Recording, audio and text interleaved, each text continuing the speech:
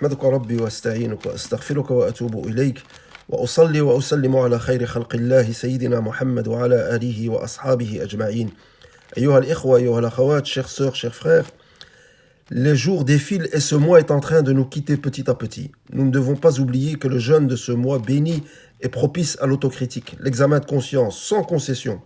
L'examen de conscience ou l'autocritique consiste à ce que le serviteur examine les œuvres qu'il a accomplies et qu'il se pose la question suivante. Suis-je satisfait des actes avec lesquels je compte rencontrer mon Seigneur, exalté soit-il? C'est une question incontournable et primordiale. Allah Azza wa Jal dit Ya ayyuhalladhina amanu ittaqullaha wal tandur nafsun ma qaddamat lighad wattaqullaha inna Allaha khabirun bima ta'malun. Ô vous qui avez cru, craignez Allah, que chaque âme voit bien ce qu'elle a avancé pour demain, et craignez Allah, car Allah est parfaitement connaisseur de ce que vous faites.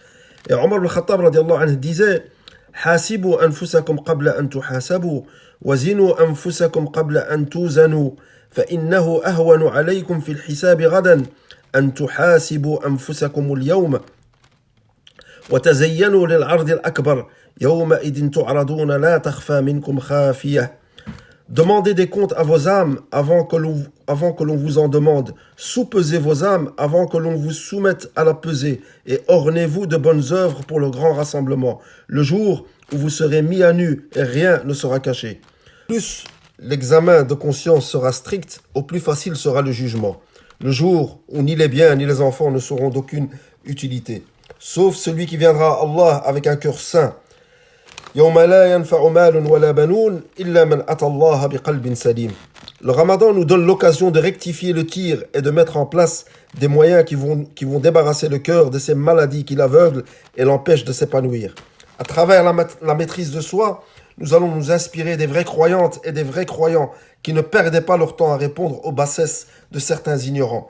Tu exalté, ne dit-il pas des serviteurs du Clément, Ibadur Rahman, wa Ibadur Rahman alladhina yamshuna ala al-ardi hawnan wa idha khatabahumul jahiluna qalu salam. Les serviteurs du Clément sont ceux qui marchent humblement sur terre et lorsque les ignorants s'adressent à eux, disent paix.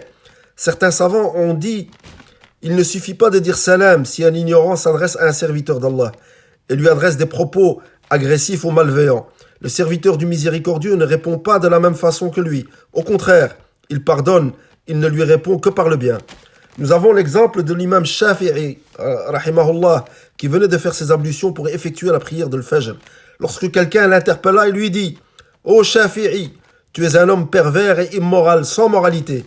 Qu'a-t-il fait ?»« Ya Shafi'iyu, anta fasiqun fajir. » فتوجه إلى الله وقال يا رب إن كنت تعلم أن عبدك هذا صادق فيما رماني به فاغفر لي وارحمني وإن كنت تعلم أنه غير ذلك فتب عليه وسامحه يا رب العالمين.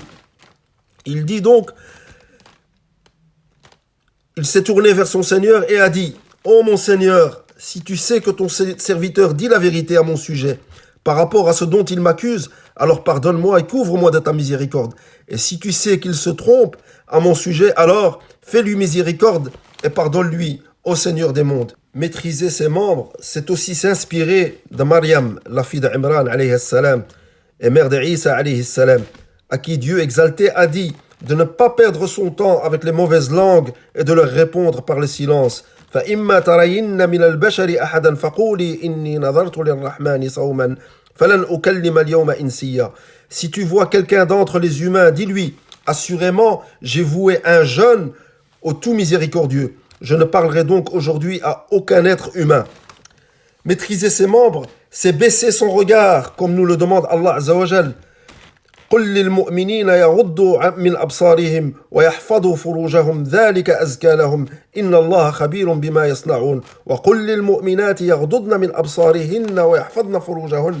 Dis aux croyants de baisser leur regard et de préserver leur chasteté. Ceci est plus pur pour eux. Certes, Allah est parfaitement connaisseur de ce qu'ils font. Et dis aux croyantes de baisser leur regard et de préserver leur chasteté.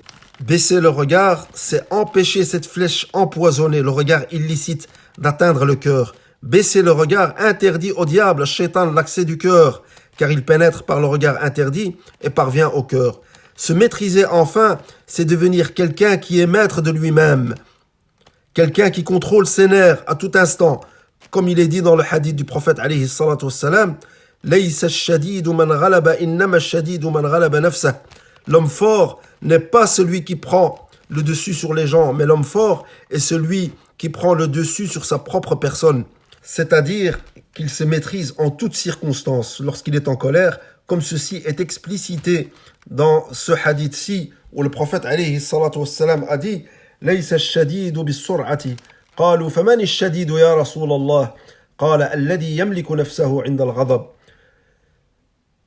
Le messager de Dieu sallallahu alayhi wa sallam a dit l'homme fort n'est pas celui qui terrasse les autres. Les compagnons demandèrent qui donc peut être considéré comme l'homme fort, ô messager de Dieu? Il répondit celui qui se maîtrise lui-même alors qu'il est en colère.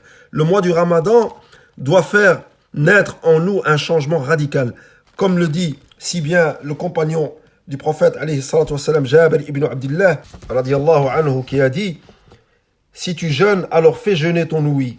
Ton regard est à l'angle du mensonge et du péché. Ne maltraite pas ton serviteur. Reste calme et serein le jour de ton jeûne.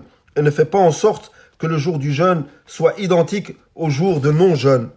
Le Ramadan peut nous aider à atteindre ces objectifs, ou du moins nous en approcher dans une période aussi trouble que celle que nous vivons.